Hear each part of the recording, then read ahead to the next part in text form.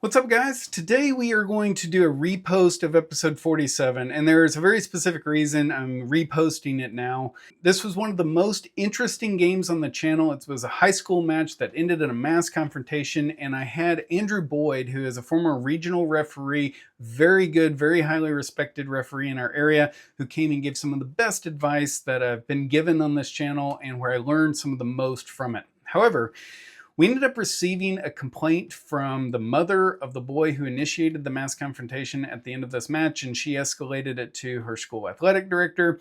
And setting aside my own thoughts on the a situation where your mom advocates for you in a situation like this rather than an almost adult young man advocating for himself, out of respect for the athletic director and a professional courtesy, I agreed to take the episode down and re-edit it. So unless you were at this game when it was played, I don't think it's possible to identify anybody in the match. And so I wanted to get this back up because it is some of the most interesting. I hope you enjoy it, and let's get started. As we get going in this game, I did not actually record this game with my camera. I was sent the video from the high school, and unfortunately it didn't come over with any of the audio. So we can't have any of the field audio, can't even have the whistles being blown. But I did have a really good crew for this. So in fact, I think I was the least experienced of them. So I had Manuel on one side and I had Vlad on the other side, both of which are very experienced, an excellent crew, couldn't really do better. And yeah, let's get this game going. Can I actually make a comment on your positioning? One of the things that's been helpful for me is, particularly with teams that play, a lot of times they'll do this thing which looks like they're about to do, where they're going to pass it back and then they're going to send it long to either the right or the left flank. Okay. You can kind of tell right now just how they're set up that these two guys are running deep, and this guy looks like he's about to take a long hit here. I might actually go, and usually what I would do is go to the opposite side, so the defending team's end of their semicircle, and stand there. That way, when this ball gets played... So kind of over here? Yeah, I probably for this instance, I'd be on the near side because... Right here? Exactly. So that way you can still point and you're facing. Mm-hmm. But then as soon as this ball gets kicked, whether it's going on the far side where it looks like it's about to go, or if it comes near side, you're already a solid 12 yards ahead of where you'll be right now just to start. And so it just gives you an easy jump. A lot of times they'll do this thing. You'll see at the professional level too, where they pass it back and they'll send it long right away just to kind of get forward. Right. So that where that hash is, about maybe another 6 yards further is usually where I start. Yeah. Here, like right right here. around there is usually where I'll go. Maybe a little bit closer to the sideline. Yeah, like where that line is, about there. Okay. That way, just in case they play it back here, I'm not completely towards the back. Right. Okay. This was a really good game, and in good games, it's pretty good soccer. So we're 8 minutes into this match before we have our first real decision as a referee crew. So the ball's been kicked up high here. These two players are going to go and challenge for it. When it comes down, they're kind of heading it around, and then White gets position, and then he just gets shoved to the ground. So up next, we're into minute 13, and the ball's kind of been just ping-ponging around, but it's going to have been cleared up to this White player who's going to start an attack, and then this Maroon player just really tries to, he's just trying to get that ball, kicks up, ends up making contact with that player's body, so it's clearly a kick. Now, I was over here, I was kind of looking through their body, so I'm kind of, judging based on, his body language. I wouldn't have actually seen the contact. But then I see that White's going to go ahead and make that breakaway. I pretty quickly give the signal for advantage. Yeah, simple one. Just trying to get moving forward.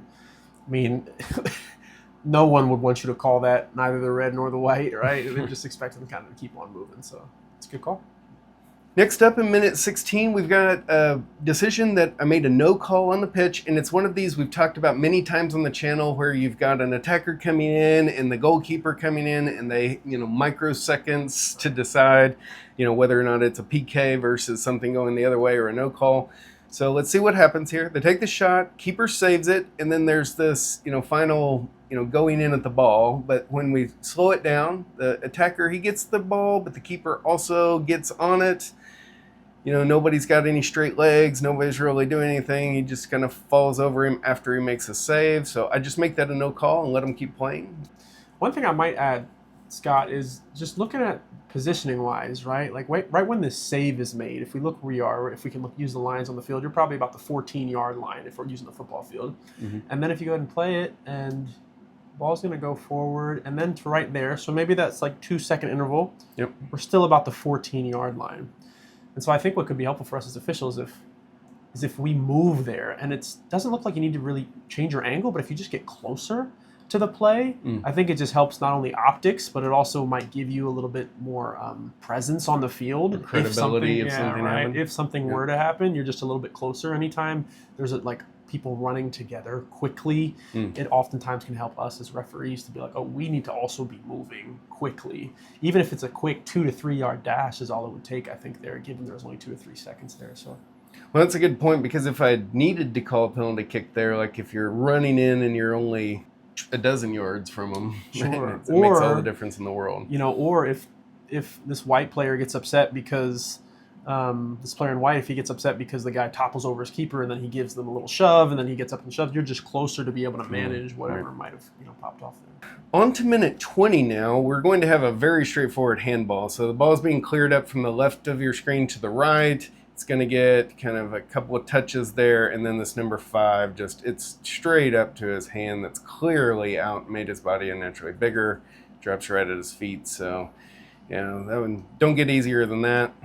The nice thing about this too is, everyone's going to see this as a handball, we'd assume, but sometimes people are behind the play, maybe spectators or even coaches, and there's a whistle all of a sudden, people are like, what? And so this with the hand as an official just makes it real easy for us, because everyone knows, oh, okay, it's a handball. Whether or not they saw it, at least they know what the call is.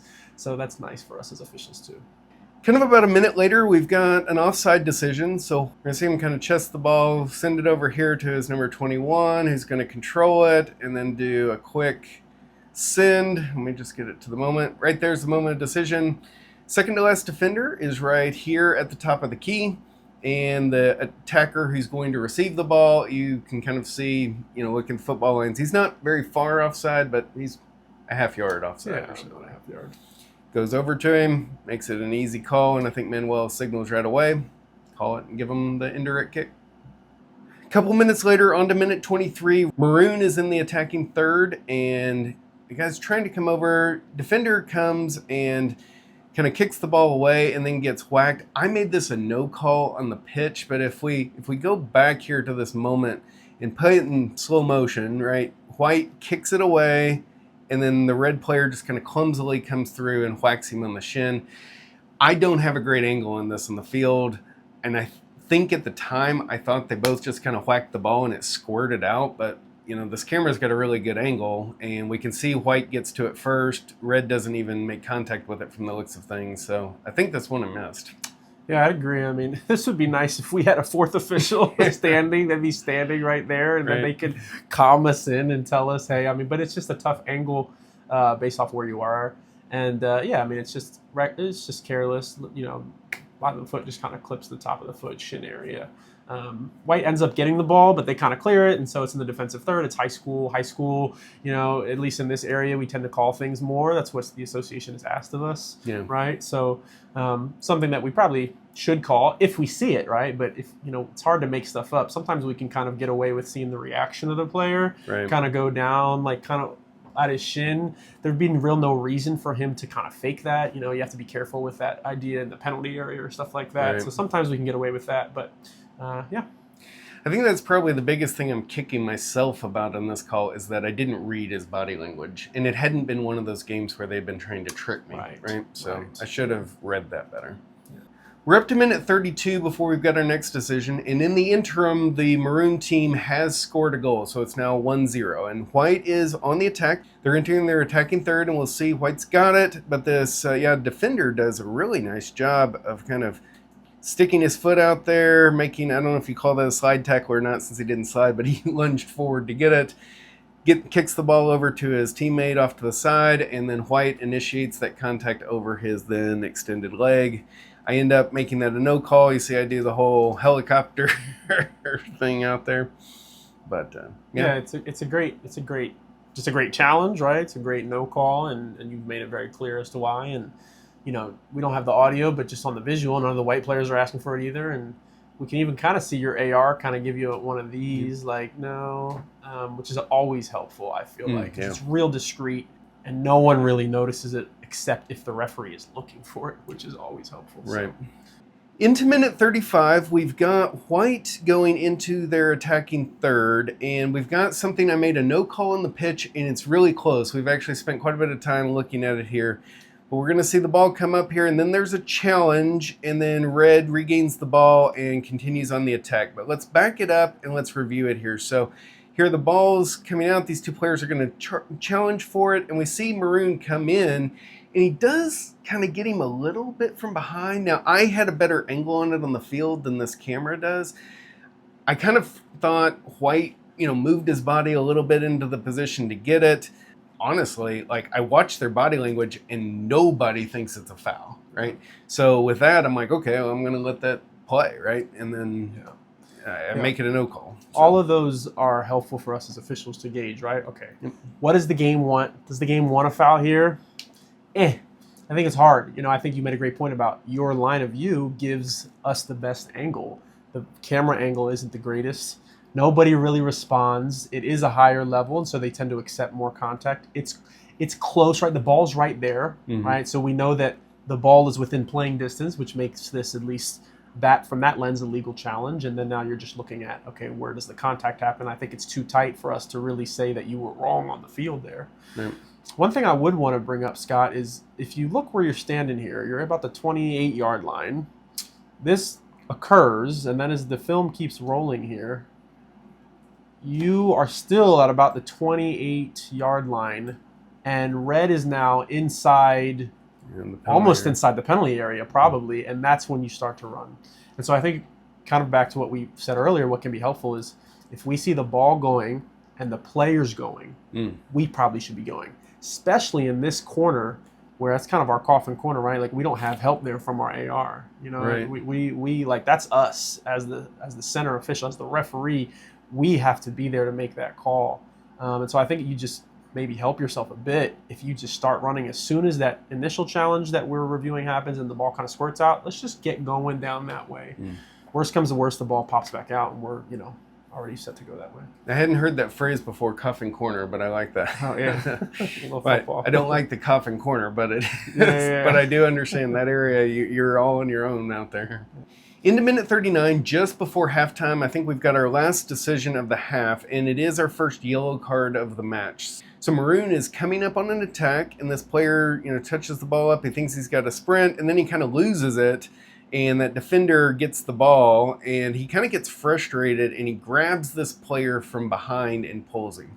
So I end up coming in. I see that.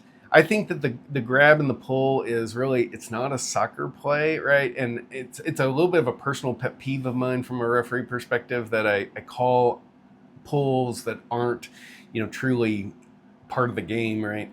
I'm a little bit fast to yellow cards sometimes on this. So I come in, I give him the yellow card. I also talk to him a little bit here and explain to him, like, look, you can't be holding him back like there. But I end up giving it there. What do you see, Andrew? Certainly a foul. The player loses it, whether frustrated or not, we don't really know, but he certainly grabs. I don't think we have a great angle on probably what you see with the left arm, especially like there's the initial kind of grab. So there's right about here, he starts to grab with the right. You can see the right wrap. Mm. But then as we kind of go, this number 10 in white kind of gets in our way. We don't really see what that left arm is doing, and we can't really see the full extent of the grab. Right. It's tough because it's one where there's not a huge reaction from the player. I don't know if I'd go yellow in this situation because obviously we don't have a SPA consideration, a stopping and prompting attack. There is a grab and pull. I think you may have been able to get away with just a hard whistle, go up and say, hey, we're not doing that. That way, at least White's like, oh, okay, he's aware that that's kind of a different challenge than we've seen so far. Like, he's talking to him, he's making these gestures saying, hey, we're not going to do that today, something to that effect. You can really say whatever you want, but the visual is what's helpful in those situations. But I think a yellow card is not wrong because it's not a soccer play, like you said. I mean, you can't grab and pull someone when the ball is in front of them. I mean, there's no chance to win the ball here. And so I could see that. I'm just not sure that I would go with it given the other things. The last decision was the last call of the first half, and since I don't have the field audio where we can't get, I'm not going to do the kickoffs and whatnot, but we are now 4 minutes into the second half. Ball's being sent up. It's up here in the air, going to go to this white player here, and then he kind of jumps up to do this header. This maroon player kind of gets into his back a little bit, and I'm not sure when he falls here if he's asking for a foul or not.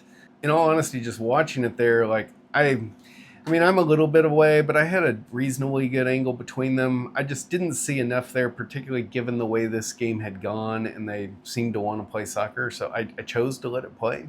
Yeah, I agree completely. I mean, number 21's arm is tucked here.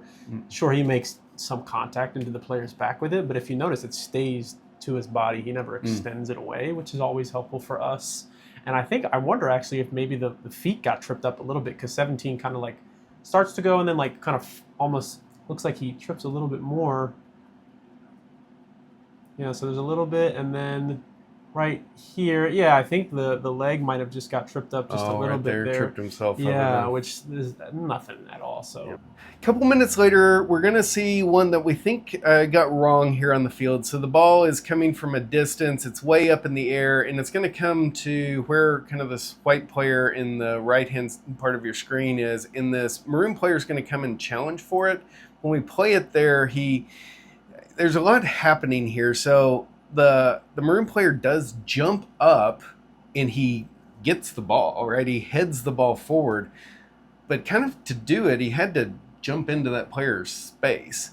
Now, I made this a no call on the pitch. I think at the time I was thinking, well, he got the worst of it. Right? Sure. And I've seen players injure themselves in that way. And I was even thinking a little bit, well, he got the ball, right? But I mean, what do you see here, Andrew? So he does win the ball, but for one, the player in white is kind of stationary, if not moving, right to left on our screen, away from the player in maroon. Player in maroon is moving towards the player in white.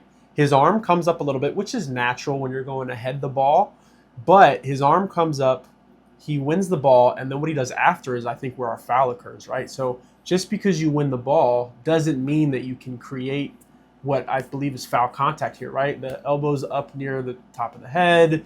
He's kind of landing on top of this player. I think it's a foul because what he's done after he's won the ball. Just because you win the ball doesn't mean you get to do whatever you want, right? We often hear players say this, oh, but I got the ball. It's like, well, if you went and cleated the ball and then cleated the player in the face, it's still a foul. Right. Just because you won the ball first doesn't mean it's okay. And so I think that's what you have here. Unfortunate, right? He's looking for the ball the whole time. Just a careless foul, I believe. But one that I think we probably should have called. On to minute 48, we've got an offside call that you don't see all that often. The ball is actually way down here. Keeper's going to clear it up, and we can't see the player in an offside position, but this ball comes through, and then we see this player come and run back and get it. But if we back it up just a hair, we can see him sprinting forward right there, and so he must have been in an offside position and come back for the ball. And if we look, Manuel ends up putting his flag up here. Now it ends up taking 10 or 15 seconds for me to actually realize that, because I'm not looking for it either. Yeah. But I think this is one for like spectators and parents. They don't realize that sometimes you can come back you can be offside and then come back and get it. Yeah. And when the ball comes from so far away, some weird things happen. So I mean, we as officials struggle with it, right? Like, I mean, it takes you some time to realize it. When I'm watching it on film here, I didn't even recognize it. I was like, where's our offside call? Right. So, I mean, that's completely natural. And I think those are good opportunities, particularly if it's a quiet stadium or if there's spectators / coaches nearby, where we just we're really announcing it to the spectators, but we don't talk to spectators, right? So we're kind of just saying to the players, hey, came from an offside position. Sometimes you'll see players or officials doing this. Even though I don't know everybody knows what it means. On to minute 60, White is entering their attacking third, and we're going to see White go down hard here, and I called a foul and gave White a direct free kick there, but you can kind of tell from their body language, people were a little bit surprised that was a call. And so I think at the time what I thought was that this where Marine player had gone through his legs trying to challenge for the ball, but I think here with the benefit of the video, I'm not as sure. What do you see here, Andrew? Yeah, right. Benefit of the video is a big thing. I think I see that Maroon tapping the ball first. And I think what kind of gives us away is where the ball goes. So if you're looking, the ball kind of moves over to his teammate. Exactly, versus the way White's foot is positioned, you'd think it would go either straight or actually left based off of how his foot's kind of coming in here. So unless Maroon has somehow clipped his foot first, which I can't see from the video, Maroon definitely looks like he wins the ball. White just goes down, whether because there was some marginal contact afterwards, and I think it should just be a no call and we just kind of play on. I don't see much here that would give me cause to pause, or certainly something that where it's iffy, I'd probably just hold my whistle. If I'm unsure, especially in the attacking third, and it's iffy, I'd probably just swallow the whistle. I think probably the telltale sign that I got this wrong is that when the player pops up and I call it, he starts to kind of explain, well, I got him with my shoulder, and he's not even thinking about the foot, right? And so that probably, given that I thought it was a trip and he's not even thinking about the foot, like I probably got that one wrong. Yeah. Up next, we're in minute 63. We're looking on the far side of the field. White is trying to attack here, but the ball kind of goes up. He kicks it too far, and then this defender is kind of, trying to shield the ball, but the White attacker just kind of bumps him a couple of extra times there. I think it was actually right there that I got him for, right? Yeah. Yeah, I mean, hands on the back puts a player in a dilemma, because if the referee wants to call it, I think he has full prerogative, particularly here when the player kind of it's enough to put him off balance. It doesn't look like he's trying to sell it here, right? It's enough to put him off balance. I would agree with you. It might be a softer call, but overall, I probably would have made the same decision. Kind of one of my pet peeves as well is when, the player has no opportunity to win the ball here. Almost immediately following the restart from the last foul, we've got the ball coming up the side, and it's actually one we can't really see because of the camera angle, but there's a handball here that my assistant referee helps me out on. So it's got to be like right here. We're shielded from it. We can't see it on this camera angle at all, but Manuel is right there, and we see him pop the flag right away, and he signals to me that it's a handball so that I can, then go ahead and call that right away. Now, he doesn't signal direction, so it actually takes a minute for me. You see, I don't signal direction either because I'm not really sure, and I start to walk over to ask him, well, what are you, what's it going to be? And I'm giving him the look like, can you tell me, right? And then I can't remember if he responded verbally or if I just watched the body, but somewhere right in there I kind of figured out which way it was going to go, and, they start to set up, but yeah. Yeah.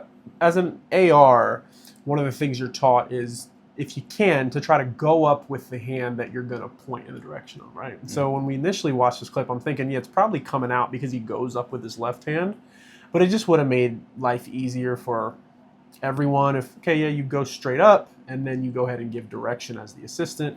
Then the referee knows, everyone on the field knows. Interestingly enough, if you go back to the original handball, number 15 in white down here seems to see it right kind of at the same time that your assistant does, because he'll actually signal with his hand.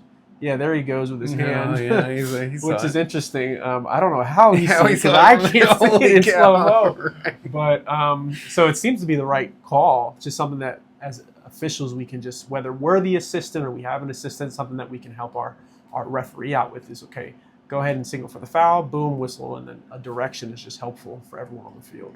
So I've got a question for you on that. If he's giving the kick to White, and if he goes up with the same direction he should be signaling, then it would be his left hand. But also, I know, at least at the grassroots level, we normally train new ARs to make sure that you always pop your flag in your right hand so that your line of sight is clear to your center referee. So in that situation, are you better putting it up in your right hand and then switching it and signaling? Or are you better off putting it in the left hand? The latter, right? So you typically use our right arm for corners, goal kicks, offside, things like that, right? But in this situation, it's going to be a foul. You know, that's actually a good question. Because I know for an out of bounds play, if the ball in or out of play, you would go up with the hand. Yep. But I'm actually not sure on foul what you would do. It's an interesting discussion because at the, say, the higher levels, where you and professional referees ref, like, you're not going to have any problem with seeing, right? But at the grassroots level where the mechanics aren't as crisp, right, that vision, and I know I always train new ARs to always go in their right hand and then change, and well, maybe I'm doing it wrong. But. No, I that's one I do not know. I can't recall what the mechanics are specifically for a foul. If you're signaling for a foul, you may be right on that. Actually, I'll have to review that. We'll have to look it up. That concludes part 1 of this 2-part series, so come back and watch episode 48 in order to see how this game ends and to see the mass confrontation and all the discussion around that one.